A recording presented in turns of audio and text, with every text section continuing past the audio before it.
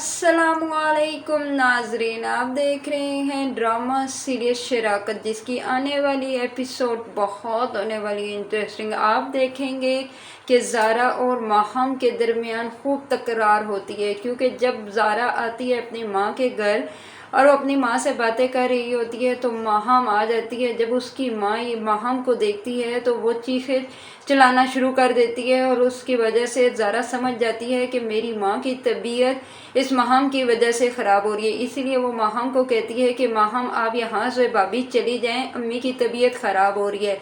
लेकिन माहम बिल्कुल भी नहीं सुनती। तो ज़ारा 2 मिनट खड़े हो जाने के बाद फिर चीख के कहती है कि मैं कह रही हूँ आप यहाँ से भाभी चली जाएं। तो इस पर आगे से माहम कहती है कि अपनी आवाज़ नीची रखो, तुम्हारी जुर्रत कैसे हुई मेरे साथ ऐसी बात करने की, तुम्हारी ज़ुबान कैसे मेरे आगे ऊंची हुई। अगर आज तुम मेरे भाभी का लिहाज नहीं रख रही तो एक बात याद रखना कि मैं तुम्हारी नंद भी हूँ। तुमने मेरे साथ बदतमीज़ी कैसे की और मैं इस बदतमीज़ी का तुम्हें पता है ना कैसे तुमसे बदला लूँगी। तो इस पर ज़ारा कहती है कि अच्छा लेना है या नहीं लेना, बस आप यहाँ से चली जाएं। जब वो वहाँ से चली जाती है तो अज़रा की ज़रा सी तबीयत संभलती है। इस पर ज़ारा अपनी माँ को कहती है कि अम्मी क्या हो गया है, क्यों आप अपनी तबीयत को ख़राब करती हैं भाभी की वजह से। तब वो इशारों से बताती है कि ये सब कुछ तो यही कर रही है, लेकिन ज़ारा को कुछ समझ नहीं आता। इधर आप देखेंगे कि जब माहम बाहर आती है उसे बहुत गुस्सा आता है और कहती है कि ये 2 कौड़ी की लड़की आज मेरे से ज़ुबान चला रही है, मैं इसे छोड़ूंगी नहीं, क्योंकि इसे पता नहीं है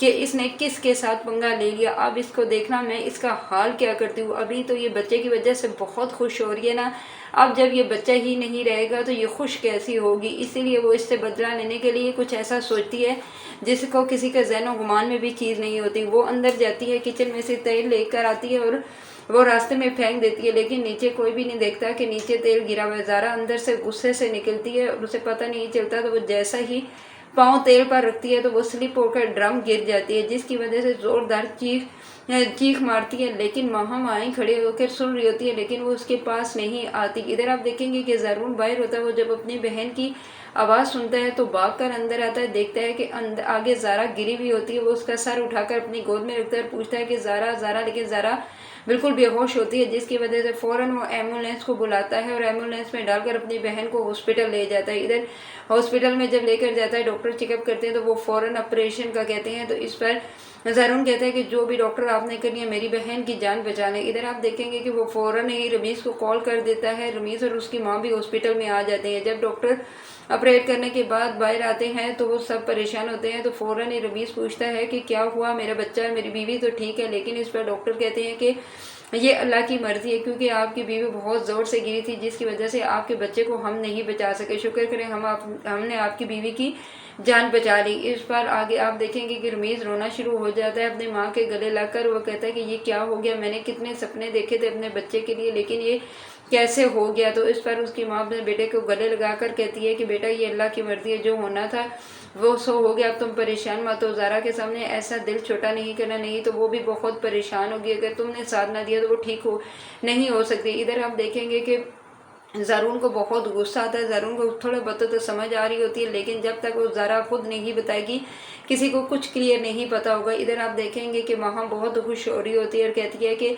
ज़ारा तुम बहुत खुश हो रही थी ना बच्चे को लेकर, अब जब बच्चे ही नहीं रहेगा तो तुम खुश कैसी होगी। और वह वहाँ पर अंदर जाकर अज़रा की शक्ल देखती है और अज़रा दिल में कहती है कि एक तरफ तुम दादी बनी थी तो कितनी खुशी हुई थी और अब तुम नानी बनने चली थी, अब देखा मैंने तुम्हें कैसे नानी बनने नहीं दिया। ये सोच के वो अपने ऊपर हंसती भी है और उसे ये चीज़ नहीं पता कि ये इस हरकत से उसके भाई का ही घर ख़राब हुआ, क्योंकि ये इसके भाई की औलाद थी, सिर्फ ज़ारा की औलाद नहीं थी। दूसरी तरफ आप ये भी देखेंगे कि मसलसल राशिद पीछा कर रहा है शफक का। शफक को ये चीज़ पता चल चुकी है, लेकिन अब शफक ने भी ये तय कर लिया है कि मुझे जब अकेले रहना है तो मुझे बहादुर बनना चाहिए, मुझे राशिद से नहीं और ना ही किसी से डरना चाहिए, मुझे हर फैसला खुद करना है। मैं राशिद का भी मुकाबला करूंगी कि वो मेरा पीछा क्यों कर रहा है। इधर आप देखेंगे कि शाम को राशिद फिर आता है, रात को बेलें बजाता है, लेकिन आगे से शफक दरवाज़ा नहीं खोलती और ना ही वो अपने नौकरानी को खोलने देती है और कहती है कि जो भी हो जाए हमने दरवाज़ा नहीं खोला, ना ही मैं इसके कोई بات کروں گی۔ ادھر آپ دیکھیں گے کہ ماہم کو راشد کال کرتا ہے اور اسے کہتا ہے کہ تم تو کہتی تھی کہ وہ